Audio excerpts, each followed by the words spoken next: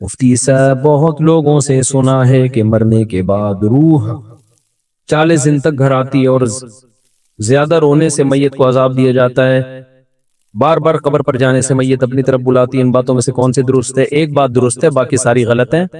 حدیث میں آتا ہے ان المیت لیعذب ببکاء اہلہ علیہ، عربی الفاظ ہیں کہ میت پر عذاب ہوتا ہے اس کے گھر والوں کے رونے کی وجہ سے۔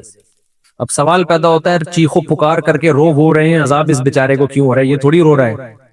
تو علماء نے اس کا جواب دیا ہے کہ اس پر لازم تھا، اس کو پتا تھا کہ جب میرے خاندان میں یہ رواج ہے کہ میں مروں گا تو گریبان پھاڑ پھاڑ کے چیخ چیخ کے پورا محلہ سر پہ اٹھایا جائے گا، تو اس نے اس برائی سے ان کو زندگی میں روکا کیوں نہیں؟ تو گھر کا سربراہ اس برائی کا ذمہ دار ہوتا ہے نا جو گھر میں ہو رہی ہے، اس کو چاہیے تھا وصیت کرتا کہ ہمارے یہ، کیونکہ جن خاندانوں میں رواج ہوتا ہے وہی ایسا کرتے ہیں، جن کے رواج نہیں ہے وہ ایسا نہیں کرتے۔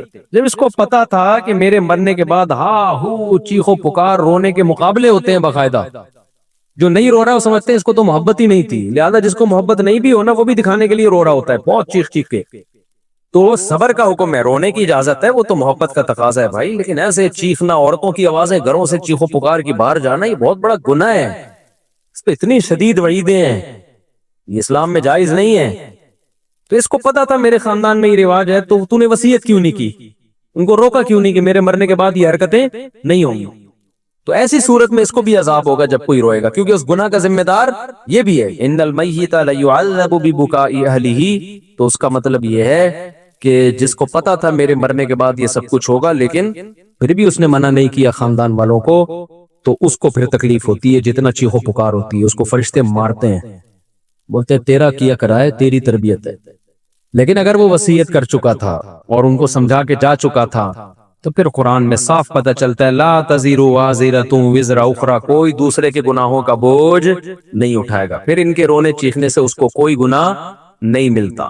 حدیث میں آتا ہے ایک صحابی کا انتقال ہوا تو دوسرے نے بہت تعریف، مرنے کے بعد ہم تعریفوں کے پول باندھ دیتے ہیں نا، روایت میں یہ جو میں آگے پیش کر رہا ہوں آپ کے سامنے، بہت تعریفیں۔ تو نبی نے فرمایا قبر میں اس کو فرشتے مارتے تھے اور پوچھتے تھے کہ بتا کیا تو واقعی میں ایسا تھا؟ یعنی یقیناً تو ایسا نہیں تھا، تو کیوں جھوٹی تعریفیں کروا کے گیا لوگوں سے اپنی؟ بعض لوگوں کی عادت ہوتی ہے نا کہ وہ اپنی جھوٹی تعریفیں کروا کے اپنے غلط امیج دنیا کے سامنے، جو یہ اچھا امیج ہوتا ہے لیکن وہ جھوٹا ہوتا ہے، تو امیج ایسا بنا کے، یہ لفظ امیج نہیں ہے، مجھے کسی نے بتایا امیج ہے نا، تو میں جو انگلش میں غلطی کیا کروں مجھے بتا دیا کرو میرے بھائی، میں کوئی انگریز امریکہ میں تھوڑی پیدا ہوا۔ تو ایسا اس کا امیج بنایا ہوا تھا کہ یعنی جو بعض لوگ ایسا اپنا تصور لوگوں کے دماغوں میں بنا کے جاتے ہیں جیسے بہت نیک، تو ایسے میں اگر مرنے کے بعد آپ کی جھوٹی تعریفیں ہو رہی ہیں نا تو اس پہ بھی چترول لگتے ہیں کہ لوگ کہہ رہے ہیں یوں تھا تو تھا کیا، تو ایسا ہے پٹا ایک لگے گا، بتا تو ایسا تھا۔ تو اس لیے جیسے ہو ویسے ہی نظر آؤ، اپنے بارے میں زیادہ نہیں تعریفیں کروایا کرو لوگوں سے۔ ہاں جو نعمتیں اللہ نے دی ہیں اس کا اظہار کرنے میں کوئی حرج نہیں ہے بھائی، غیر مسلم اگر خوبصورت ہے تو دیکھنے میں اچھا لگے گا تو اس کا تو، اور مسلمان تہجد گزار بدصورت ہے تو دیکھنے میں اچھا نہیں لگے گا، تو اچھا لگنے کا تعلق مسلم یا غیر مسلم سے نہیں ہے، اگلے کی پرسنالٹی سے ہے۔ ہاں اعمال کے لحاظ سے اگر اچھا لگ رہا ہے پھر غلط ہے، اعمال کے لحاظ سے کافر اچھا نہیں ہو سکتا، تبھی ہم کہتے ہیں کافر کی خوبیوں کو بیان کیا کرو کہ بھئی ان لوگوں میں یہ خوبی، لیکن یہ کہنا کہ وہ مسلمانوں سے اچھے ہیں یہ زیادتی ہے بھائی۔ مسلمانوں سے اچھے کیسے ہو گئے؟ جو خدا کا انکار کرے اور جو خدا کو مانے دونوں برابر ہو سکتے ہیں؟ ایک اللہ کو مانتے ہیں، اللہ کے پیغمبروں کو، اللہ کی کتابوں کو مانتے ہیں، دوسرا مانتا ہی نہیں ہے، وہ کہتا ہے میں خود بخود بناؤں، تو اپنے خدا کا انکار کر دیا اللہ کا، تو مسلمان سے اچھا۔ اگر وہ اچھے ہوتے تو اللہ مسلمانوں کو جہنم میں بھیجتا پھر ان کو جنت میں بھیجتا۔ ہاں یہ کہنا درست ہے کہ ان چیزوں میں وہ مسلمانوں سے اچھے ہیں، اور سب مسلمانوں سے بھی نہیں، خاص جیسے پاکستانی مسلمانوں سے امریکی مسلمان کرپٹ نہ ہونے میں اچھے ہیں، جاپانی مسلمان پاکستانی مسلمانوں سے ڈسپلن میں اچھے ہیں، ڈسپلن ان کا بہت اچھا ہے، صفائی ستھرائی میں وہ پاکستانی مسلمانوں سے اچھے ہیں، تو پاکستانی کس چیز میں اچھے ہیں وہ سوچ رہا ہوں، ابھی کوئی دماغ میں آئے گا تو بتاؤں گا۔ تو بیوی سے وفا کرنے میں پاکستانی مسلمان جاپانیوں سے اچھے نہیں، بہت اچھے ہیں، سمجھتے ہو؟ اور ایک اور چیز رہ گئی، بچے پیدا کرنے میں بھی بہت اچھے. تو چند چیزوں میں تو ہو سکتا ہے. یہ تو کافروں میں بھی تھا نا. نبی صلی اللہ علیہ وسلم نے فرمایا خیارکم فی الجاہلیت خیارکم فی الاسلام. جو زمانہ جاہلیت میں کافر اچھے تھے، اسلام میں بھی وہی اچھے ہیں. جیسے پتا چلا کافر میں بھی کوئی اچھا ہو سکتا ہے نا. تو یہاں اچھائی سے مراد ہے چند صفات میں اچھائی، غیرت میں، بہادری میں. تو بعض کافر بڑے غیرت مند ہوتے ہیں، بہادر ہوتے ہیں، سخی ہوتے ہیں. تو جب وہ اسلام لاتے ہیں تو وہ بہادری غیرت اور بڑھ جاتی ہے. تو صحابہ کرام زمانہ جاہلیت میں سخی تھے، بہادر تھے، رشتہ داری جوڑنے کو اچھا سمجھتے تھے. یہی جب مسلمان ہوئے تو یہ وفا کس کے لیے استعمال ہوئی؟ پھر نبی کے لیے. اور جو منافق تھے مدینہ میں، وہ کم وقت اسلام لانے سے پہلے بھی 2 نمبر، اسلام بھی لانے کے بعد بھی 2 نمبر. وہ جدھر دیکھتے تھے نا پلڑا بھاری ہے ادھر کو پلٹ جاتے تھے. تو نبی کے جو رشتہ دار تھے قریشی ہاشمی، حضرت ابو طالب کو دیکھو، اگرچہ کفر پہ موت ہوئی ہے لیکن رشتہ داری آخری دن تک نبھائی ہے نبی کے ساتھ کہ میرا بھتیجا ہے، میں اس پہ کسی کو انگلی اٹھانے نہیں دوں گا. 3 سال نبی صلی اللہ علیہ وسلم کو شعب ابی طالب میں آپ کا بائیکاٹ کر کے بند کیا گیا. پتے کھانے پڑے ہیں 3 سال، معاشی بائیکاٹ. ابو طالب نے غیر مسلم ہونے کے باوجود وقت کس کے ساتھ گزارا؟ پیغمبر کے ساتھ. کیوں؟ مشکل میں اپنی قوم کو نہیں چھوڑنا. ٹھیک ہے نظریے کا اختلاف ہے لیکن قوم کی بیس پہ ساتھ دے رہے ہیں. تو کسی بھی بیس پہ جب کوئی ساتھ دیتا ہے تو اس کے لیے غیرت کا ہونا ضروری. بے غیرت کیا کرتا ہے؟ جہاں کوئی مصیبت آئی ایک دم. ہمارے ایک دوست تھے، ان کہتے میرا ایک بڑا جگری دوست تھا نا، ہر وقت ساتھ. کہنے ایک دن 2-3 لڑکوں نے مجھے گھیر لیا پیٹنے کے لیے نا، کوئی پڈا تھا. کہہ رہے میں نے کہا کوئی بات نہیں، ہم بھی 2 ہیں نا، نمٹ لیں گے، دیکھیں گے. کہہ رہا میں مار کھائے جا رہا ہوں، کوئی ریپلائی کہیں سے ہو ہی نہیں رہا. کہہ رہا میں نے اپنا وہ لنگوٹی یار دیکھا تو وہ 3 کلومیٹر پہ نا بھاگا جا رہا ہے. ابے تو یہ تو اس موقع پہ نہیں بنتا یار. یا تو وہ 100 آدمی ہوتے تو یار وہ بھی 2-3 ہیں، تم 2 ہو تو کچھ تو کرو نا، کچھ تو بچاؤ تو گئی اس کو. ایک دم ایسا بھاگا. میں چھوٹا تھا تو میرے ساتھ ایک ہمارے کلاس فیلو اسکول کا لڑکا، ہم دونوں ڈبل سواری پہ آ رہے تھے. آپ کو پتا ہے کراچی میں ڈبل سواری پہ پابندی ہی رہی ہے. اب ہم تو محلے پڑوس میں ہی نکلے، کہیں آگے ٹریفک پولیس والا نا، ہم چھوٹے بچے تھے اس وقت، ایک تو عمر بھی پوری نہیں تھی، وہ بھی انلیگل کام. تو ہم تو ایسے ہی نکلے، گلی محلے میں لوگ نکل جاتے ہیں، غلط ہے، نہیں کرنا چاہیے. پولیس والا اب جیسے ٹریفک پولیس والا نا میرے جو پیچھے بیٹھا ہوا تھا وہ چلتی بائک سے اتر کے بھاگ گیا. مجھے آج تک وہ واقع ہے، اتنی سپیڈ سے بھاگا ہے میں اکیلا.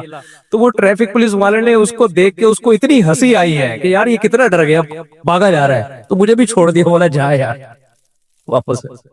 تو دن آج تک میں بھولا نہیں ہوں کہ یار تھوڑی سی اسپیڈ تو بھائی پکڑے گا کیا کہ جیل میں تھوڑی ڈال دے گا، تھوڑا سا تم بھی کرے گا، کچھ جرمانہ لگا دے گا، کچھ بھی کرے گا. اتنے بچے پہ تو کیا جرمانہ بھی نہیں لگتا. لیکن مجھے اس کی اسپیڈ دیکھ کے نا جو میرے ساتھ بیٹھا ہوا تھا، میں نے کہا یہ ہے بہادر. اتنی بھی جلدی نہیں بھاگو، آگے پولیس والا تھوڑا سا آگے آ رہا ہے. میں نے کہا ابھی میں روکوں گا تو وہ اترے گا، پھر دیکھو ہے ہی نہیں، بھاگا ہو جا رہا ہے. تو کافروں میں بھی کچھ غیرت مند ہوتے ہیں، کچھ اچھی صفات ہوتی ہیں، تو وہ صفات بیان کرنے میں حرج نہیں ہے. لیکن جب مقابلہ ہوگا تو بھائی مسلمان کافر سے بہرحال بہتر ہے. اور جو اچھی صفات آپ کو کافروں کی لگ رہی ہوتی ہے نا، ان کی بھی جب ڈیپ میں جاؤ گے تو اس کی بھی گہرائی میں جاؤ گے تو بعض جگہوں پر وہاں بھی مسلمان کا پلڑا بھاری ہوگا آپ کو. لیکن اس کے لیے الگ قسم کا چشمہ چاہیے، ان نظر سے دیکھا جائے گا. جو اپنے ماں باپ کے نہیں رہے وہ کیا رہ گئے، ان میں کیا انسانیت ہے. جن کے اباؤں اور اماؤں کا مستقبل اوڑ ہاؤس ہو تو رہ کیا گیا. السلام علیکم، میں غلام حیدر ولد عبد الواحد، پورا شہر نسب لکھا ہوا ہے میرے بھائی. میری درخواست ہے کہ میرا نکاح ہو گیا ہے، نام سے پتہ چل رہا ہے کہ آپ کا نکاح ہو گیا ہے. میرا سسر شادی کرنے کی اجازت نہیں دیتا، وہ کہہ رہا ہے کہ مجھے اپنی بیٹی کی طلاق چاہیے، کسی بھی صورت میں بیٹی کی شادی نہیں کروں گا. آپ اس بارے میں اسلامی طریقے سے کسی بھی صورت میں شادی نہیں کروں گا. اب اس بارے میں اسلامی طریقے سے مشورہ دیں کہ میں کیا کرنا چاہیے. دوسری شادی پر میرے بیانات موجود ہیں، اس کے کیا فضائل ہیں، اس میں کیا مشکلات ہیں، کس کے لیے جائز ہے، کس کے لیے ناجائز ہے. میں عمومی بیان کرتا ہوں، کبھی کسی فرد واحد کو میں ترغیب نہیں دیتا کہ تو کر لے. مجھے نہیں پتا کہ اس میں تپڑ ہے یا نہیں ہے، کبھی کسی فرد واحد کو میں ترغیب نہیں دیتا. میں کبھی ان کو نہیں پکڑ کے کہوں گا یار تم نے کیوں نہیں کی، اتنے عرصے سے بیان سن رہے ہو، تم کر لو. یہ میں کبھی بھی نہیں کرتا. حتیٰ کہ میرے دوست احباب میں 40 سال کے لوگ بھی ہیں جو ابھی تک کنوارے ہیں، ان کو بھی میں نے کبھی نہیں کہا تم نے شادی کیوں نہیں کی ہے. وجہ اس کی ہے کہ کسی کے پرسنل معاملات میں ٹانگ اڑانا یہ بہت غلط عادت ہے. میں اگر کسی کو اسپیسیفک کسی فرد کو ترغیب دوں تم دوسری شادی کرو، مجھے نہیں پتا اس کا بیہیویئر پہلی بیوی کے ساتھ کیسا ہے، اس کے حقوق ادا کر بھی رہا ہے کہ نہیں کر رہا، ہو سکتا ہے وہ اس کو لٹکا کے رکھا ہوا اور ہم اس کی 4 شادیاں کراتے پھر رہے ہوں، تو یہ تو ظلم ہو جائے گا نا۔ اور یہ بھی ممکن ہے حقوق ادا کر رہا ہو، تو یہ تمہاری ٹینشن ہے کہ تم حقوق ادا کر رہے ہو یا ادا نہیں کر رہے۔ ہم اسلام کا حکم بیان کریں گے جنرلی، افراد کو پکڑ پکڑ کے یوں سمجھانا کہ تو کر تو نہیں کر، یہ نہیں ہوتا۔ منع تو کیا ہے بہت سے لوگوں کو میں نے کہ تم نہیں کرو، کیونکہ جب مجھے ان کے حالات پتا چلے، انہوں نے مشورہ لیا نا، میں نے کہا تیرے بس کا نہیں ہے بھائی، تیری باتوں سے لگ رہا ہے تیری ٹانگیں ابھی کانپ رہی ہیں، تو نہیں، تیرے بس میں نہیں ہے۔ تو لیکن کسی فرد کو میں پکڑ کے ترغیب دوں کہ تم کرو، تم نے کیوں نہیں کی، تم، ہاں مذاق میں دوستوں کی محفل میں ایک الگ بات ہوتی ہے، لیکن میں ویسے نارملی کبھی کسی کو ترغیب نہیں دیتا۔ اب آپ کہہ سکتے ہو چلو دوسری کی آپ کسی فرد کو ترغیب نہیں دے رہے، نہیں دینے کی وجہ سمجھ میں آئی؟ مجھے کیا پتا یہ پہلی کے ساتھ سنجیدہ ہے بھی یا نہیں ہے، ہو سکتا ہے اس کے پاس ظلم کر رہا ہو، وہ گزارا کر رہی ہو اس کے ساتھ مجبوری میں، اب تو مجبوری میں وہ گزارا کر رہی ہے، تم اس کے اوپر ایک اور بھی لے آؤ، ٹھیک ہے نا، اس کو بھی لٹکا کے چھوڑ دو، تو یہ تو بیڑا غرق ہو جائے گا۔ مجھے کیا پتا تم برابری کر سکتے ہو یا نہیں کر سکتے، پھر تم کر کہاں رہے ہو؟ بعض دفعہ آدمی شادی کر رہا ہوتا ہے، بھائی تم اتنی پیسے ہیں نہیں، تم شادی ڈیفینس میں کر رہے ہو، مالدار لڑکی سے کر رہے ہو، تو نہ تو اس کے قابل رہو گے نہ پہلی کے قابل، اس کا تو جیب خرچی 4-4 لاکھ روپے ہوتی ہے، پاکٹ منی، جو مالدار لڑکے ہیں نا پاکٹ منی ایسے چل رہا ہوتا ہے 4 لاکھ پاکٹ منی، تو غریب آدمی بولے گا میں ٹماٹر بیچ کے 4 لاکھ تیری پاکٹ منی کہاں سے؟ تو بھائی تم نے کیوں کی ایسی جگہ پہ شادی؟ اپنی حیثیت دیکھ کے کرو نا، تم وہاں شادی کرو جو 5 روپے پاکٹ منی، ایسا ہوتا نہیں ہے، لیکن ایک مثال دے رہا ہوں میں۔ تو میں نہیں جانتا کہ بھائی یہ اس قابل ہے یا نہیں ہے کسی شخص، میں فرد واحد کو، متعین فرد کو کبھی ترغیب نہیں دیتا، تو کرے گا خود، جب مسائل کھڑے ہوں گے تو بلی کس پہ ڈال دے گا؟ مفتی صاحب نے مجھے مشورہ دیا تھا، مفتی صاحب نے بولا تھا، تو بھائی ہم نہیں جانتے آپ کو، ہم تو ایک جنرلی حکم بیان کریں گے کہ جس میں 2 بیویوں میں عدل کی طاقت ہے، دونوں کے حقوق ادا کر سکتا ہے کہ نہیں کر سکتا، یہ خود فیصلہ کرو، اس کو چاہیے کہ کر گزرے اور کر کے بتا دے کہ ہو گئی، باقی کس میں طاقت ہے کس میں نہیں ہے یہ آپ نے فیصلہ کرنا ہے، یہ میں نے فیصلہ نہیں کرنا۔ آپ کہہ سکتے ہو چلو 2 شادیوں والے کو آپ مشورہ نہیں دیتے، تو کنوارے کو آپ تو دے سکتے ہو نا، جو آپ کے 40 45 سال کے دوست کنوارے ہیں، ان کو کیوں نہیں دے رہے؟ بھائی یہ بھی کسی کی نجی زندگی ہے، مجھے نہیں پتا اس کی کیا مجبوریاں ہیں، بعض دفعہ صحت کے ایشوز ہوتے ہیں، وہ نہیں شرما کے بتا رہا ہوتا، ہم کیوں کسی کا راز دنیا کے سامنے فاش کریں؟ وہ مجھے تھوڑی بتایا کہ میرے اندر طاقت نہیں ہے، بعض دفعہ طاقت ہوتی ہے، مرد ہوتا ہے پورا انسان، لیکن اور کوئی مسائل ہوتے ہیں اس کے، تو وہ تو جب کسی کی ڈیپ میں جاؤ تو پتا چلتا ہے نا کہ اس کے ساتھ کیا مسائل چل رہے ہیں۔ تو بھائی شریعت نے ہمیں حکم دیا ہے کسی کے پرسنل معاملات میں گھسنے کی آپ کو اجازت نہیں ہے، کہ یہ کیوں نہیں کر رہا ابھی تک، میرے بیان میں 10 سال سے بیٹھ رہا ہے، اس نے ابھی تک دوسری شادی کیوں نہیں کی، اس نے پہلی کیوں نہیں کی؟ بھائی جان بیان میں بیٹھ رہا ہے، نظریہ درست ہو رہا ہے، عمل کرنا نہ کرنا یہ اس کا ہیڈیک ہے، یہ ہمارا ہیڈیک نہیں ہے۔ اور نام بدگمان ہوتے ہیں، میرے جو دوست 45 سال کے ابھی تک شادی نہیں کی، وہ بدگمان بھی نہیں ہوتا، ان کا ذاتی معاملہ ہے، یہ خود بہتر سمجھتے ہیں۔ تو اس لیے میں آپ کو بھی ترغیب نہیں دوں گا، جنہوں نے پرچی دی ہے نا، یہ مجھے نہیں پتا آپ کا اپنی پہلی وائف کے ساتھ سلوک کیسا ہے، آپ دوسری کر سکتے ہو نہیں کر سکتے۔ اب لوگ آتے ہیں میرے سسر کو سمجھا دے کہ مجھے دوسری کی اجازت دے دے، سسر کبھی اجازت نہیں دیتا، اور سسر سے اجازت لے کے کرنے بھی نہیں چاہیے، کیونکہ باپ بیٹی کا رشتہ، بہن بھائی کا رشتہ شریعت نے ایسے بنایا ہے کہ اسلام یہ رشتوں کو توڑنا نہیں چاہتا۔ باپ اگر اجازت دے گا نا لڑکی کا، تو بیٹی کے دل میں کیا آئے گا؟ مجھ پہ سوکن آئی ہے، کس کی وجہ سے؟ میرے باپ کی وجہ سے، تو اس کا ریلیشن کس سے خراب ہوگا؟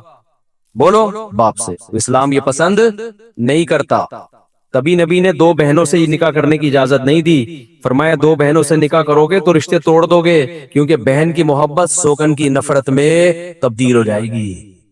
سمجھتے ہو گے نہیں سمجھتے؟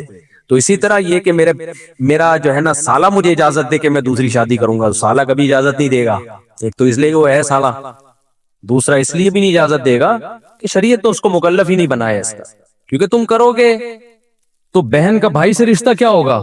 خراب، بہن بولے گی میرا گھر تباہ کرنے والا میرا بھائی ہے، تو اس لیے بھائی یہ سسرال سے پوچھنے کا کام ہے ہی نہیں، تپڑ ہے تو پاس کر ورنہ برداشت کر، یہ کام، اور کرو جب حقوق ادا کرو۔ تو کون کرے گا کون حقوق ادا نہیں، یہ مجھے نہیں پتا بھائی، اس لیے ہم جنرلی ایک شریعت کا حکم بیان کرتے ہیں۔ قرآن نے بھی ایک حکم بیان کیا کہ جو 2 بیویوں میں برابری کرے وہ 2 3 4 شادیاں کرے۔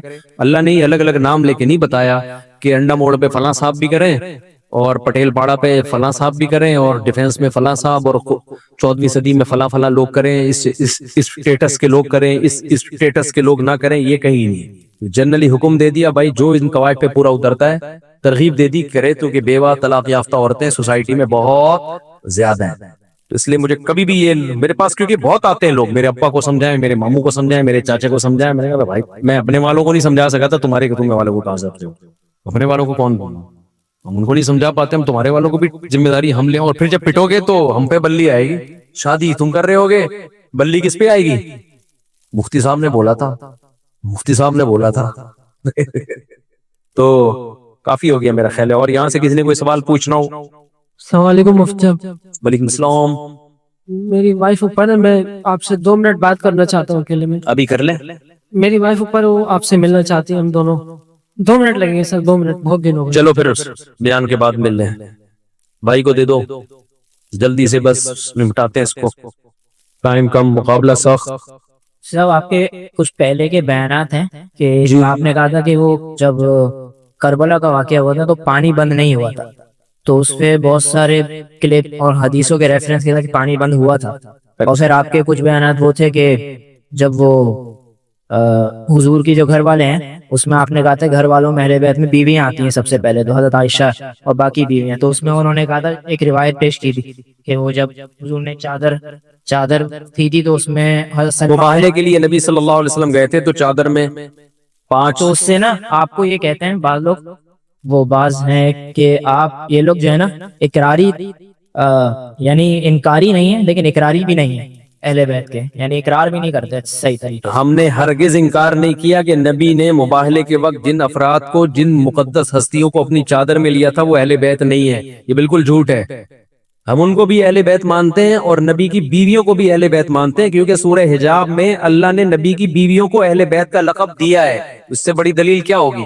باقی کربلا کے واقعات کو میں اس لیے بیان نہیں کر رہا، وہ اس وقت جو شیعہ سنی کا پھڈا پارا چرار میں بھی آپ نے دیکھا ہے، ایک جنگ چھڑ گئی ہے، تو اس وقت شیعہ سنی لڑائی ختم کرنے کی ضرورت ہے۔ تو ان ٹاپکس پہ جتنا کم بولو گے اتنی لڑائی کم ہوگی، اور جتنے اختلافی مسائل کو ابھی ہمارا ملک اس کا متحمل نہیں ہے، تو ابھی یہ نہیں ہے کہ آپس میں لڑنا شروع کر دیں، اور یہ تو ملک کا تو یہ تو بیرونی طاقتیں ہیں جو شیعہ سنی فساد ابھی کروانا شروع کریں گی، تو اس لیے اس جنگ کو ختم کرنی ہے۔ تو ختم ایسے ہی ہوتی ہے کہ ان ٹاپک پہ، تو اس لیے جو پرانے ہیں نا ان کو پرانا ہی رہنے دیں، ٹھیک ہے؟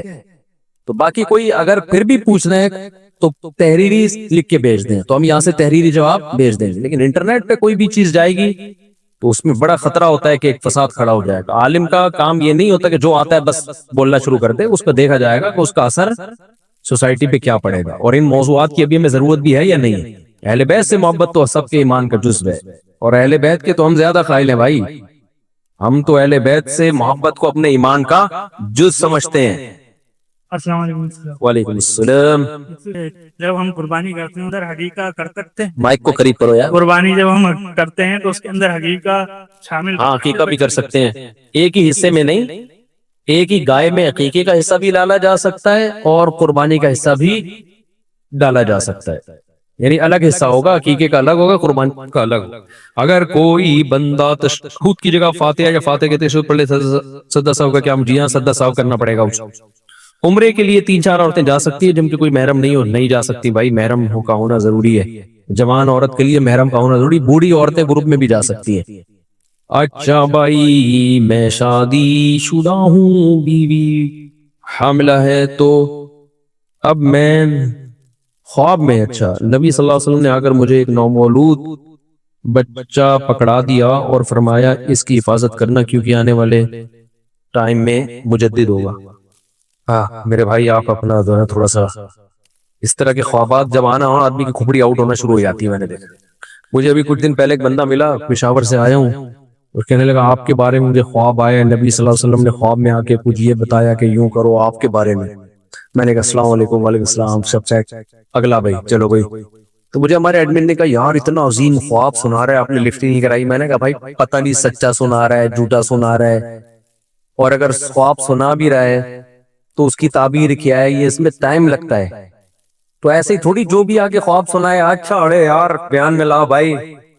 تو میں نے کہا اپنے اعمال درست کرو، پھر غلط خواب بھی آئیں تو کوئی فکر کی بات نہیں. اپنے اعمال اگر صحیح نہیں ہے تو جتنے مرضی اچھے خواب آئیں متاثر ہونے کی ضرورت نہیں ہے. تو اس لیے فوکس عمل کو زیادہ کرو. باقی نبی کا خواب میں آنا بہت بابرکت عمل ہے، لیکن یقینی تو ہو نا. کوئی بھی آگے بول دے مفتی صاحب میں نے آپ کے بارے میں خواب دیکھا، میں کیسے یقین کر لوں بھائی؟ بعض دفعہ میں اس بیچارے جو پشاور والا ہے اس کو جھوٹا نہیں قرار دے رہا، لیکن میں تو کسی کو پرسنلی جانتا نہیں ہوں نا. تو بھائی ہو سکتا ہے کہ سچ بول رہا ہو سکتا ہے بعض دفعہ کوئی آدمی کسی کا فیور لینے کے لیے، یہ جو جعلی مریدین ہوتے ہیں نا، ان کے جعلی پیر ہوتے ہیں، ان کے مریدین جھوٹے خواب سنا سنا کے نا اپنے پیر کا بڑا قرب حاصل کرتے ہیں. پیر صاحب کہتے ہیں یہ خواب دیکھو یا آیا ہے سنا بے میرے بارے میں کیا ہے تیرے کو. تو بھائی میں کسی کو ذاتی طور پہ جانتا نہیں، میں نے یہ نہیں کہا آپ جھوٹ بول رہے ہیں، میں نے کہا بھائی ہو سکتا ہے سچ بول رہے ہو، ماشاءاللہ اگر واقعی دیکھا ہے تو اللہ مبارک کرے، جو اس کی برکتیں خواب کی ہمیں اللہ دے. اچھا بس اتنا ملا لے مل چلو نیکسٹ یہ کریں. وہ بالکل، ورنہ وہی واقعات ہو جاتے ہیں. ایک مرید نے اپنے پیر صاحب کو کہا کہ پیر صاحب میں نے خواب دیکھا ہے کہ آپ کی انگلیاں شہد میں اور میری انگلیاں پخانے میں.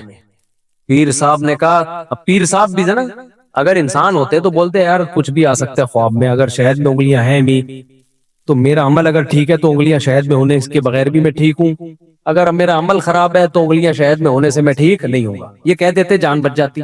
پیر صاحب نے کیا کہا فوراً، دیکھا یہی تو بات ہے، میری انگلیاں شہد میں اور تیری انگلیاں، مجھے اچھا نہیں لگ رہی اللہ زبان سے نکالتے ہوئے لیکن اس کے بغیر مزہ بھی نہیں آئے گا.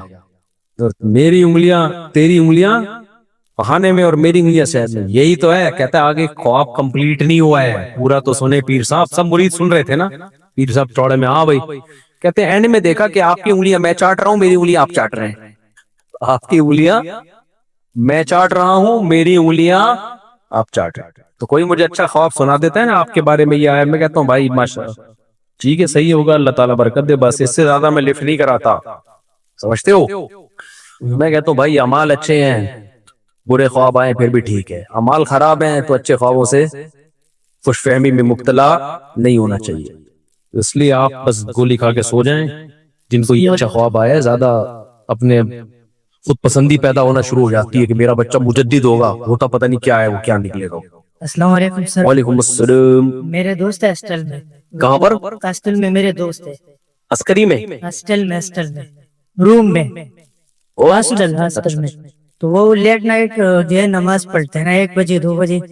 تو ہماری ریزننگ بھی ہوتا ہے اس میں کہ میں بولتا ہوں کہ ٹائم پہ نماز کرو، ان کی وجہ سے چھوٹ جاتی ہے. عشاء کی نماز لیٹ پڑھتے ہیں؟ جی عشاء کی، وہ بولے کہ صبح تک ہوتا ہے.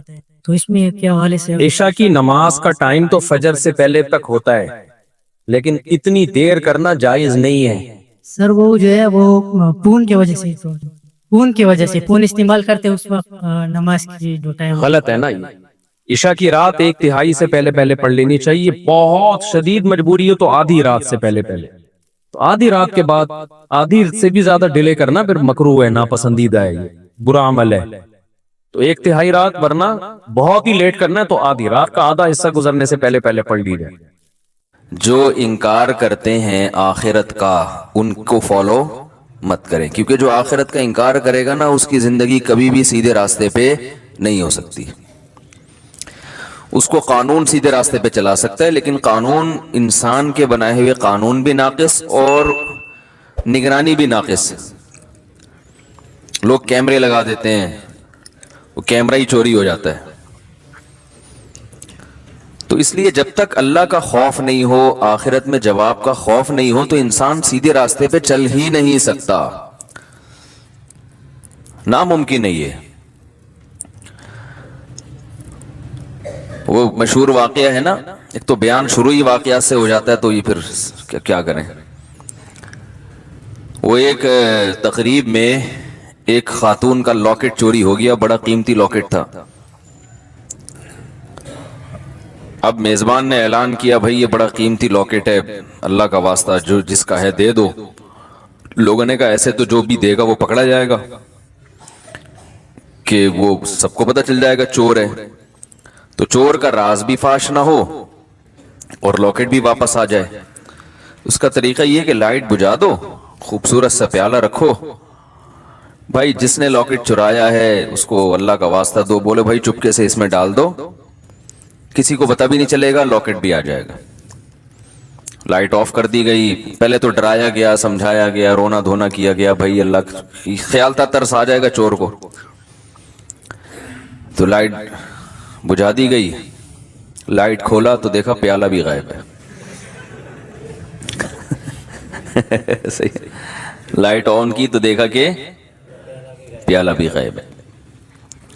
تو آخرت کا خوف نہ ہونا تو پھر انسان پر کوئی نصیحت اثر نہیں کرتی. اور آخرت کا خوف ہے تو بہت ساری چیزوں سے بچا رہتا ہے. ہمارے ہاں جو مسلمانوں میں کچھ جرائم ہیں, کچھ نہیں بھی تو ہیں نا, بہت ساری ہم میں خوبیاں بھی تو ہیں, جو برائیاں نہیں ہیں.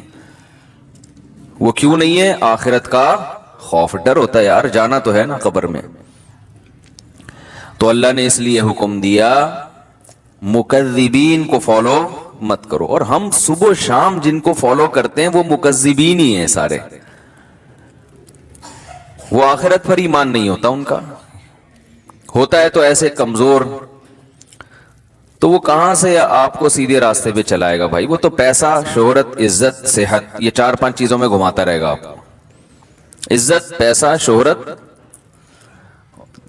ہم جب چھوٹے تھے, حضرت اپنے شیخ حضرت مفتی رشید احمد صاحب رحمہ اللہ کی مجلس میں ہم جا کے بیٹھنا شروع ہوئے, تو اہل اللہ کی, ولی اللہ ہونے کی ایک علامت یہ ہوتی ہے کہ ان کی صحبت میں بیٹھ کر دنیا کی محبت کم ہوتی ہے. سمجھ رہے ہیں نا؟ دنیا کی محبت یہ ایک اہل اللہ کی علامت ہوتی ہے. انسان کو زیادہ دولت, پلاٹوں, جائیداد, یہ باتیں کرنا اچھا نہیں لگتا. کام کرتا ہے, زیادہ باتیں نہیں کرتا, اس میں اس کو اچھا نہیں لگتا. یہ اس کی علماء مثال دیتے ہیں کہ جیسے واش روم ضرورت تو ہے, تو ضرورت سے انسان جاتا ہے, واپس آتا ہے, وہاں کوئی شوق سے نہیں بیٹھتا کہ یار مجھے بڑا اچھا لگ رہا ہے تو میں یہیں بیٹھا ہوا ہوں, بیگم یہیں کرسی لے آؤ, یہیں ڈال کے بیٹھتا ہوں, یہیں چائے پیتا ہوں, یہیں مطالعہ کروں گا. کوئی کرتا ہے ایسے؟ ضرورت سے جاتا ہے, بھائی نکلو. تو ضرورت تو ہے دنیا کی, ہر شخص کو ہے, پیٹ اللہ نے لگا دیا. عزت بھی ہر ایک کی خواہش ہے, عزت بھی انسان کے لیے ضروری ہے, بہت سے مصیبتوں سے بچا رہتا ہے عزت کی وجہ سے. صحت تو بہت ہی ضروری ہے, وہ تو ہم بھی بیانات کر چکے ہیں, اسلام کا حکم ہے صحت کی حفاظت کرو. لیکن ان چیزوں سے دل لگانے کی اجازت نہیں. دل بڑی قیمتی چیز ہے, یہ بہت سوچ سمجھ کے لگایا جائے گا. دیکھو دل ایسے کو دیا جاتا ہے جو دل کو پریشان نہ کرے. کیا خیال ہے؟ بات سے بات نکلتی ہے, موضوع چینج ہو جاتا ہے. سورہ قلم لے کے چل رہے ہیں, لیکن چلو یہ بات بھی تھوڑی سی کمپلیٹ کر دوں. سکون کہاں ہوتا ہے؟ دل میں نا. سائنٹیفک تو دماغ میں ہوتا ہے, میں بھی اس گہرائی میں نہیں جا رہا, کیونکہ بہت سے نا لوگ بیٹھے ہوتے کہتے ہیں بھائی یہ تو دماغ کی ساری, دل کا تو کام صرف پمپنگ کرنا ہے. تو شریعت نے تو ہر چیز کی نسبت دل کی طرف کی ہے نا. دل میں سکون, دل میں غور و فکر کرو. تو اس کی کیا وجہ ہے, یہ ایک الگ ٹاپک ہے. ابھی میں اس پہ چلا گیا نا کہ بھائی اسلام نے دل کو کیوں متوجہ کیا کہ ان کے سینوں میں دل نہیں ہے, یا ان کے دل سخت ہو چکے ہیں. سخت تو اصل میں ان کی کھوپڑی ہوئی ہوتی ہے, دماغ سخت ہو گیا ہوتا ہے, اثر نہیں ہو رہا ہوتا. تو وہ ایک الگ بات ہے, اس کے میں اشکال کے جواب دے بھی چکا ہوں, ابھی میں اس طرف نہیں جاؤں گا. لیکن عام محاوروں میں نسبت دل ہی کی طرف ہوتی ہے. بھائی ہم نے تمہیں اپنا دل دے دیا, اس کے تمہارے دل میں اس کی محبت نہیں ہے. تو اس محاورے میں آپ کی دل سے جو مراد ہوتی ہے, میری بھی فی الحال وہی مراد ہے, تاکہ بات آگے چلے نا. تو سکون کا محل کیا ہے؟ دل. خوشی کا محل کہتے ہیں جگہ. خوشی کس جگہ پہ ہوتی ہے؟ دل میں ہوتی ہے. غم کہاں ہوتا ہے؟ دل میں. کہنا تم نے میرا دل دکھا دیا, تم نے تو آج میرے دل کو خوش کر دیا. تو انسان صبح و شام سکون کے لیے کوششیں کرتا ہے, خوشی کے لیے کوششیں کرتا ہے. تو خوشی کے لیے انسان کی جو کوششیں ہوتی ہیں, تو جب ان کوششوں میں کامیاب ہوتا ہے تو خوشی محسوس کہاں ہوتی ہے؟ دل. تو پتہ یہ چلا, دیکھیں انسان خوش ہوتا ہے اپنی محبوب چیز کے ملنے سے, ایسا ہی ہے نا. تو دل کب خوش ہوگا؟ جب دل کو اس کی محبوب چیز ملے گی. دل چاہ رہا ہے یہ کھا لو, کھاؤ گے تو خوش ہو جاؤ گے. دل چاہ رہا ہے یہ کر لو, وہ کام کر لیا تو خوش ہو جاؤ گے. دل چاہ رہا ہے کہ یہ چیز مل جائے, گاڑی مل جائے, مل جاتی ہے تو دل کیا ہوتا ہے, خوش ہوتا ہے. تو سارا جو مسئلہ ہے نا وہ ہے دل کا. تو یاد رکھیں کہ دل کو خوش کرنے کے لیے یہ ضروری ہے کہ اس کو اس کی محبوب چیز ملے. تو جن چیزوں سے دل کو پہلے سے محبت ہے نا وہ انسان کو ملتی نہیں ہے. ٹینشن والا مسئلہ یہ ہے. آپ کہیں بھائی جو اتنے لوگ خوش ہوتے ہیں ان کو ان کی دل کی پسندیدہ چیزیں مل جاتی ہیں تبھی تو خوش ہوتے ہیں نا. بھائی مسئلہ ایک دل میں بہت بڑا فالٹ یہ ہے کہ اسے اس کی جب محبوب چیز ملتی ہے تو اس کے دل میں اس سے زیادہ کی خواہش پیدا ہو چکی ہوتی ہے. سمجھ رہے ہیں بات کو؟ لہذا یہ پہلی مرتبہ میں تو اس سے خوش ہوتا ہے, اس کے بعد پھر یہ اس سے خوش نہیں ہوتا, اس سے زیادہ مانگتا ہے.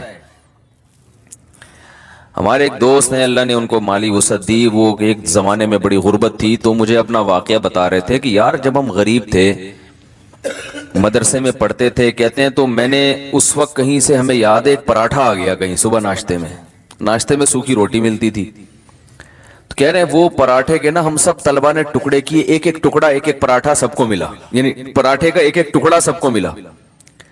کہہ رہے ہیں یار اس وقت اس میں اتنی خوشی سے ہم نے وہ ٹکڑا کھایا ہے کہ اب انڈے مکھن میں وہ مزہ نہیں آتا. وجہ کیا ہے؟ اس وقت غربت تھی, اس وقت پراٹھے کی محبت تھی. یار صبح روٹی کھا رہے ہیں, کسی دن پراٹھا مل جائے تو ایک ٹکڑا ملا تو دل اتنا خوش ہوا جتنا کوئی ڈیفنس کلفٹن میں رہنے والا مکھن کباب پہ خوش نہیں ہوتا. تو کہنے لگا یار اب تو سب کچھ مل رہا ہے لیکن وہ خوشی نہیں ہوتی. تو وجہ کیا ہے بھائی؟ جب اس سے کم مل رہا تھا تو دل میں پراٹھے کی خواہش تھی, جب پراٹھا ملنا شروع ہو گیا تو اب خواہشات اس سے. یہ جو بڑے بڑے مالدار لوگ ہیں نا ہمارے, اکثر سیاستدان, سارے نہیں, یہ کباب پراٹھے پہ تھوڑی خوش ہوتے ہیں.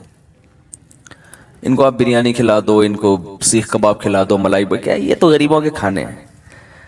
بھئی اب کیا کھانا ہے؟ آپ نے کباب بھی کھا لیے, پراٹھے بھی کھا لیے, آپ نے جو ہے وہ نہاری بھی کھا لی, بریانی بھی کھا لی, برگر بھی کھا لیا, پیزا بھی کھا لیا, ایسی ایسی خوراکیں, ترکی کی ڈشیں آپ نے کھائی ہیں, جاپنیز ڈشیں آپ نے, جو ان کا دل چاہتا ہے کھاتے ہیں, لیکن ان کو اس میں وہ مزہ نہیں آتا. یہ کہتے ہیں وہ جائیدادیں کھلاؤ اب ہمیں.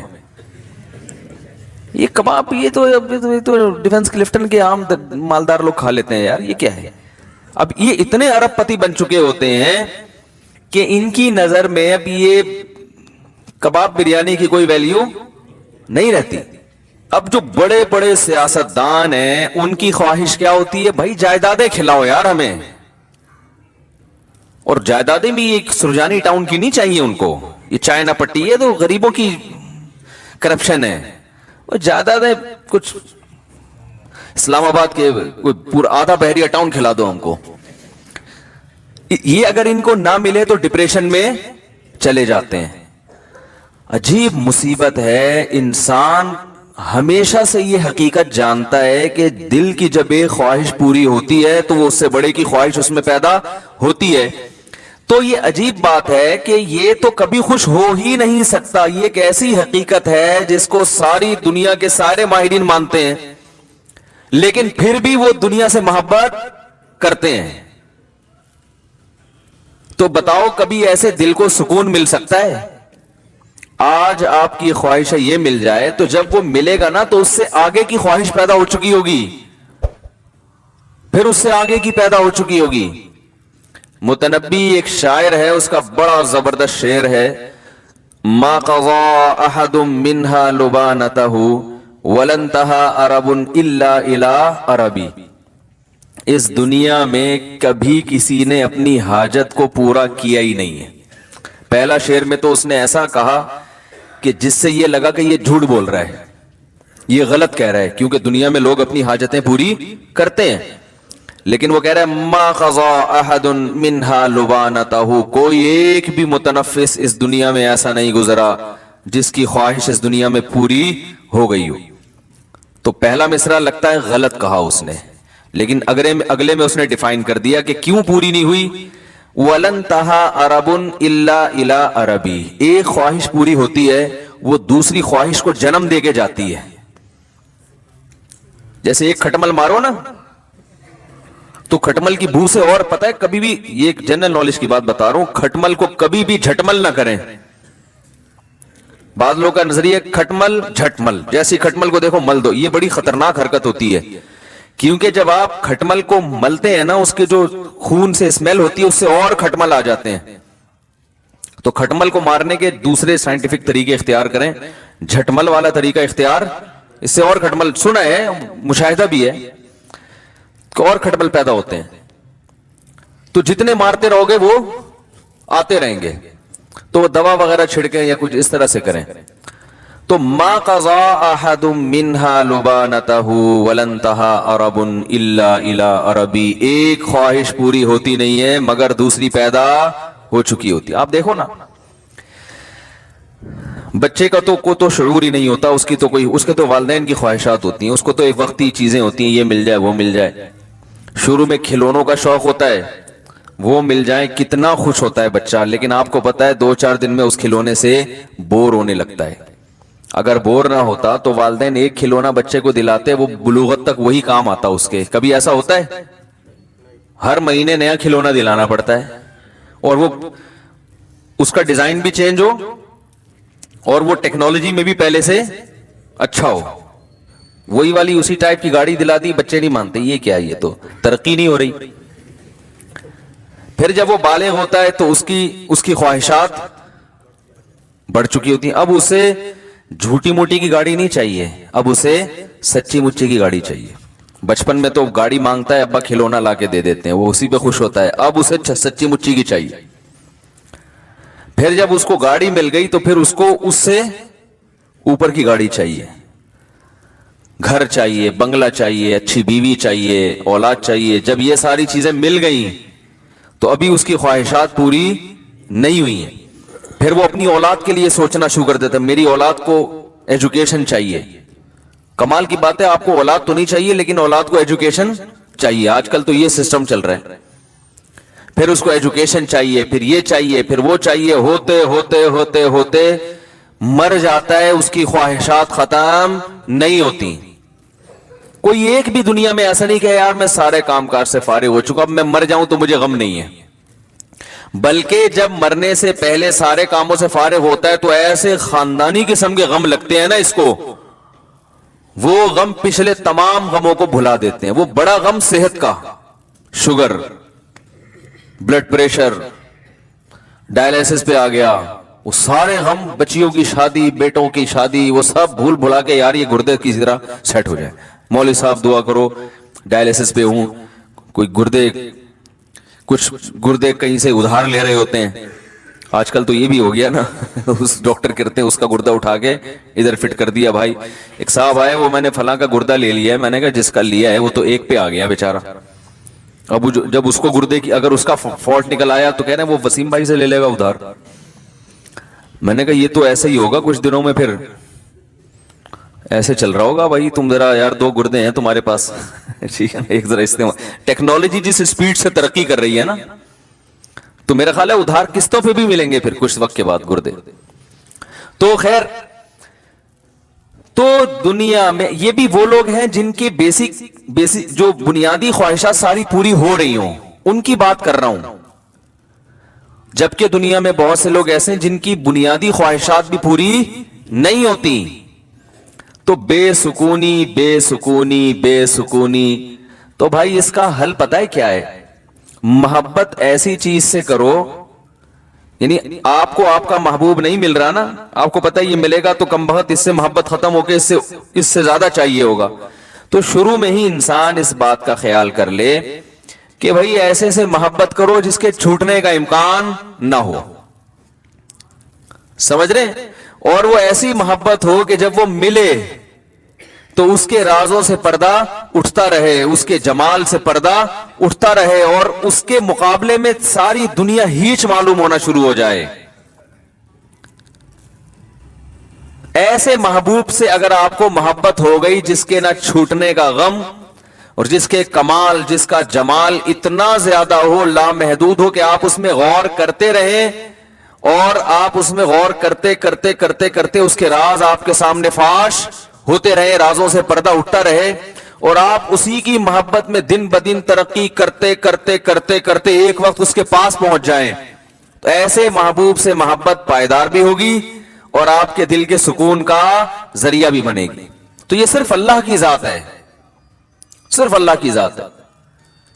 تو ہمارے اندر بہت بڑا فالٹ یہ ہے کہ محبت کرنے سے پہلے یہ تحقیق ہی نہیں کرتے کہ اس سے, دیکھو اگر کوئی ہیروئن سے محبت کر لے, چرس اور ہیروئن جو ہوتی ہے نا, تو آپ کہو گے نا تم بے وقوف ہو, تم نے کس چیز سے محبت کی ہے, کہیں گے نا اس کو.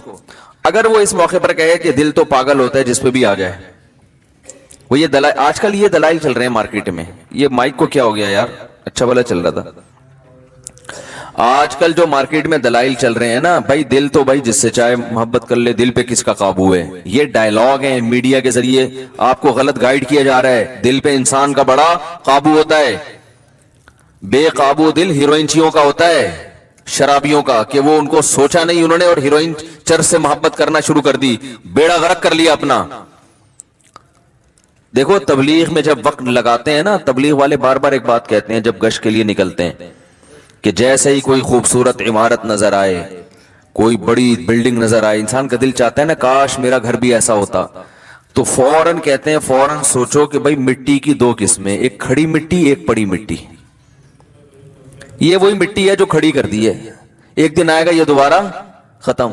تو بار بار گشت میں یہ کیوں بتایا جاتا ہے کہ بھائی تم تو نکلے ہو اللہ کی محبت دل میں پیدا کرنے کے لیے. تم اگر اس دنیا سے متاثر ہو گئے, میرا یہ بنگلہ, میری یہ گاڑی, وہ فلاں کی گاڑی, میں امریکہ جماعت گئی تھی, وہاں تو لوگوں کی, دبئی جماعت جائے وہاں تو سارا دن گاڑیاں, غریب آدمی دبئی چلا جائے نا, وہ سارا دن گاڑیاں ہی دیکھتا رہتا ہے بیٹھ کے.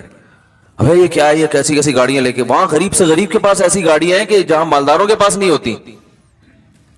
تو وہ فوراً بتاتے ہیں بھائی مٹی کی دو قسمیں, مٹی سے کوئی محبت نہیں کرتا, ایک کھڑی مٹی اور ایک مٹی ہوتی ہے گارے لپائی پتائی کر کے اس کو ذرا ڈیزائن بنا کے کھڑا کر دیا ہوتا ہے. کچھ بھی نہیں ہے, اس کی کوئی حقیقت ہی نہیں ہے, ختم ہو جائے گی. یہ نہیں ختم ہوگی جو بنانے والا, اس میں رہنے والا تھوڑے دنوں میں کہاں جانے والا ہے, مٹی میں. تو آپ بتاؤ اس بلڈنگ سے دل لگانے والا, جس بلڈنگ نے بھی فنا ہونا ہے اور اس بلڈنگ میں رہنے والے کا بھی 4 دن کے بعد جنازہ اٹھنے والا ہے, اس ایسے بے وفا سے محبت کرنے والا دنیا کا سب سے بڑا بے وقوف ہے یا نہیں ہے؟ لیکن آج یہی کام سب سے زیادہ ہو رہا ہے. سب سے زیادہ کمال کا اپنے گھر, ذاتی گھر, میری دیوار, میرا گھر, میرا بنگلہ, میری گاڑی, میرا پلاٹ. تو پاگل ہو بھائی, کیا کرنا ہے؟ ضرورت ہے تو ٹھیک ہے آپ بنائیں, پلاٹ بھی خریدیں, آپ گھر بھی بنائیں. یہ محبت کرنے کی چیزیں تھوڑی ہیں. اور اگر اس سے محبت کرو گے, خدا کی قسم ایسی سزا ملے گی, اللہ دل کا سکون چھین لے گا. کیونکہ رسول اللہ صلی اللہ علیہ وسلم نے ارشاد فرمایا, لو کان لابن آدم وادیا من ذهب احب ان یکون له وادیان ولن یملأ فاها الا التراب. کیسے عجیب الفاظ ہیں.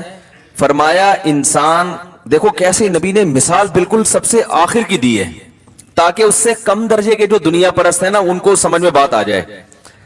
بھائی نبی اگر مثال دیتے کہ جس کے دل میں گاڑی کی محبت ہے تو یہ محبت ختم نہیں ہوگی, جب ایک گاڑی ملے گی اس کا دل چاہے گا کاش اس جیسی ایک اور ہوتی. تو آپ کہتے ہیں اصل میں گاڑی تو ایک چھوٹی چیز ہے نا, وہ بنگلے کی میں تو بنگلے کی محبت, میرا تو بحریہ ٹاؤن خریدنے کا پروگرام ہے. تو نبی نے مثال ایسی دی ہے کہ اس سے آگے کوئی مثال ممکن ہے نہیں. آپ نے فرمایا کہ اگر تمہارے دل میں دنیا کی محبت ہے, تم چاہتے ہو یہ مل جائے وہ مل جائے, اور اللہ نے تمہاری چاہت کے مطابق سونے کا جنگل دے دیا تم کو, تو پھر انسان فوراً سوچتا ہے یار اگر سونے کا جنگل مل گیا نا, پھر تو ہمیں کب کوئی خواہش دل میں نہیں رہے گی. سونے کا جنگل مل جائے, بتاؤ. ابھی تو غریب سوچ رہا ہے یار جنگل کی کیا ضرورت ہے, اللہ سونے کا ایک تھیلا ہی دے دے, ایک شاپر میں تھوڑا سا چند ڈلے ڈال کے دے دے تو بس میرے لیے یہ بھی کافی ہیں.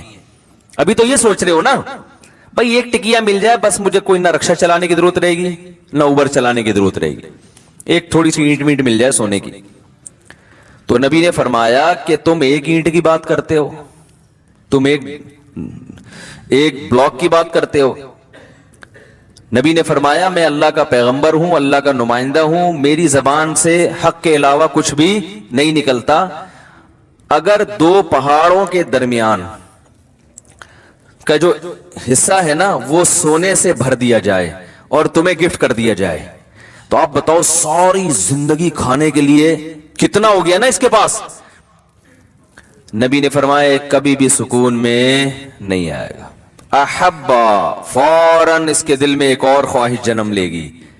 ابھی تو یہ خواہش ہے ایک دو اینٹیں مل جائیں, لیکن اس کی خواہش اللہ نے پوری کر کے دو پہاڑوں کو بھر کے دے دیا اس کو. فرمایا فوراً اس کے دل میں خواہش ہوگی اس ایک کے دو کیسے بناؤں میں. دیکھو نبی کی حدیث پر اگر یقین نہیں آتا نا تو جن لوگوں کو سونے کے جنگل ملے ہوئے ان کے حالات دیکھ لو جا کے. کچھ چین سے بیٹھے ہوئے ہیں. ارے اپنے سیاستدانوں کو دیکھ لو, کوئی 5 ارب ڈالر پی گیا, کوئی 2 ارب ڈالر پی گیا, تو کیا 5 ارب ڈالر پینے کے بعد انہوں نے کہا 5 ارب ڈالر کا تصور کر سکتے ہو؟ ہے بھائی 5 ارب روپے کا تصور ہے کتنے ہوتے ہیں؟ میرا خیال ہے آپ لوگ کو نہیں پتا 5 ارب ہوتے کتنے ہیں. اصل میں اتنے پیسے کبھی دیکھے ہی نہیں نا, تو تصور میں بھی نہیں آ رہے ہوتے. وہ 5 ارب کا مطلب 1 ارب 100 کروڑ, 1 کروڑ کا مطلب 100 لاکھ. او بھائی وہ تو اگر وہ 5-5 ہزار کے نوٹ چائے میں ڈبو کے کھانا شروع کر دے نا, وہ نوٹ ختم نہیں ہوں گے, اس کی زندگی ختم ہو جائے گی. اتنا پیسہ نوٹ سے چیزیں نہیں, ڈائریکٹ نوٹ کھانا شروع کر دیں. لیکن کیا یہ سیاستدان چین سے بیٹھتے ہیں؟ کیا یہ پھر لوگوں کی زمینوں پہ قبضہ نہیں کرتے؟ کیا پھر یہ رشوتیں دے کے اور مختلف حربوں سے یہ بھی وہ مل خرید لو, وہ مل خرید لو, یہ کر لو, وہ کر لو. یہ تو صبح و شام ہم اپنی آنکھوں سے دیکھ رہے ہیں کہ بھائی دولت آنے سے سکون نہیں ملتا, ہوس ختم نہیں ہوتی ہے. یہ تو ایک حقیقت ہے اور نبی نے بھی اسی حقیقت کو بیان کیا. پھر یہ ہوس ختم کیسے ہوگی؟ سوال پیدا ہوتا ہے. آپ نے فرمایا وَلَن يَمْلَأَ فَاهُ إِلَّا التُّرَابُ, قبر کی مٹی ختم کر دے گی.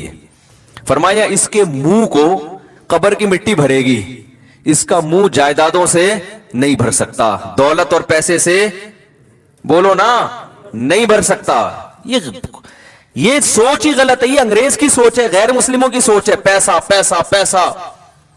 وہی غیر مسلم گورا تھا, مسلمان ہوا, لیکن وہ بیچارے کے اندر جراثیم تو وہی والے تھے نا. وہ مسلمان تو ہو گیا, اب اللہ کرے اب تک تو بہت اچھا بن چکا ہوا, لیکن نیا نیا ہوا تو وہ ایک چیز زبان سے بولتا تھا کہ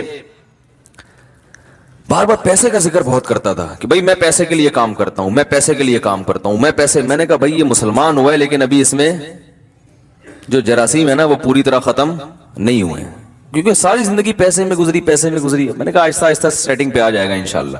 جب دیکھے گا نا مسلمانوں کو سخاوت کرتے ہوئے, او بھائی ایسے, میں نے تو ایسے ایسے سخی دیکھے میں کھوپڑی حیران ہو جاتی ہے. اچھے لوگ بھی ہیں, اچھے تاجر ہیں, ایسی سخاوت غریبوں کو کھلا رہے ہیں. مدرسوں بھی, ابھی جامعۃ الرشید میں ایک ہمارے استاذ ہیں, انہوں نے دعوت کی, پتہ چلا اندرون سندھ کتنے مدرسے چل رہے ہیں, غریب ہاریوں پہ محنت کر رہے ہیں. ہزاروں ہندوؤں کو مسلمان کیا جو بالکل پست, اور ان پر پھر اپنا پیسہ لگا کے ان کے لیے مدرسے بنائے, ہاسٹل بنائے. کوئی بڑی سے بڑی این جی او ایسا نہیں کر سکتی جو ایک ایک فرد کر رہا ہے. تو میں نے کہا جب یہ گورا رہے گا نا تھوڑا سا ان لوگوں میں, تو آہستہ آہستہ اس کی سیٹنگ انشاءاللہ صحیح ہو جائے گی. تو ہم حضرت کا بیان سنا کرتے تھے, حضرت کے بیان میں پیسے کی نفی, حالانکہ حضرت کے پاس خود بہت پیسہ تھا. تو لوگ کہتے تھے اتنا پیسہ ہے اور ہر وقت پیسے کی نفی کرتے ہیں. تو حضرت فرماتے تھے کہ دیکھو کشتی, پانی کشتی کے نیچے رہے گا نا تو فائدہ مند ہے, کشتی پانی پہ چلتی رہے گی, اور اگر پانی کشتی کے اندر آ گیا تو کشتی کو تباہ کر دے گا. فرمائے جب تک یہ پیسہ دل کے باہر ہو تو یہ بہت فائدہ مند چیز ہے, اس سے بڑے کام ہو جاتے ہیں, عزت بھی ہوتی ہے, غریبوں پہ خرچ بھی کرتا ہے, بیوی بچوں کو اچھا کھلا دیتا ہے, دین کے لیے بہت کچھ کر لیتا ہے, بڑی سر اٹھا کے جی لیتا ہے انسان. لیکن اس سے محبت کرنے کی چیز نہیں ہے. جہاں یہ دل کے اندر آیا ہے ڈبو دیتا ہے انسان. اب دل کے اندر آیا ہے یا نہیں آیا, اس کی علامت کیا ہے؟ کیا خیال ہے بھائی؟ ایک طرف کہہ رہے ہیں تعریفیں بھی, پیسہ بڑا, جو اچھی چیز ہوتی ہے اس میں محبت تو ہوتی ہے نا بھائی. ارے کیا ہو گیا, آپ کو خود ہی سوال ہونا چاہیے نا دماغ میں, جب اتنا اچھا ہے تو محبت کیوں نہیں کریں اس سے؟ بھائی محبت اتنی کریں جتنا اچھا ہے. ہم بہت زیادہ کرنا شروع کر دیتے ہیں.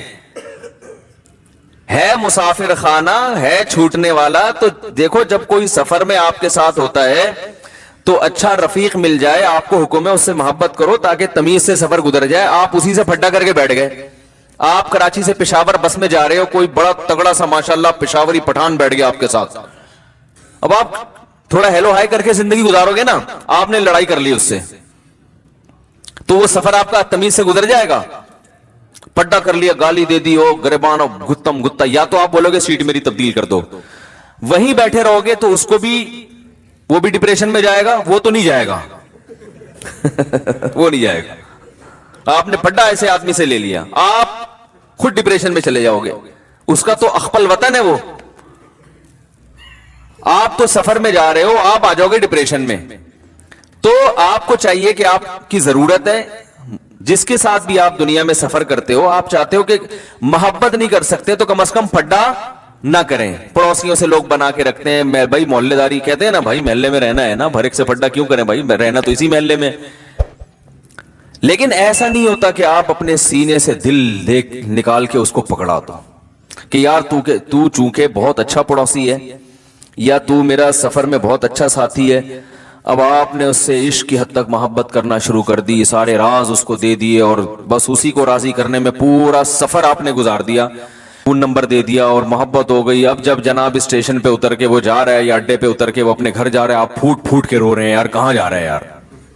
وہ کہہ رہا ہے بھائی میں اپنے گھر جا رہا ہوں. آپ کہیں یار مجھے تم سے اتنی محبت ہو گئی ہے کہ مجھ سے تو رہا نہیں جا رہا. کہہ گئے تمہارا ہیڈیک ہے بھائی, تمہیں محبت کرنے سے پہلے کم از کم 20 دفعہ سوچنا چاہیے تھا کہ تمہارا اسٹیشن الگ, میرا اسٹیشن الگ.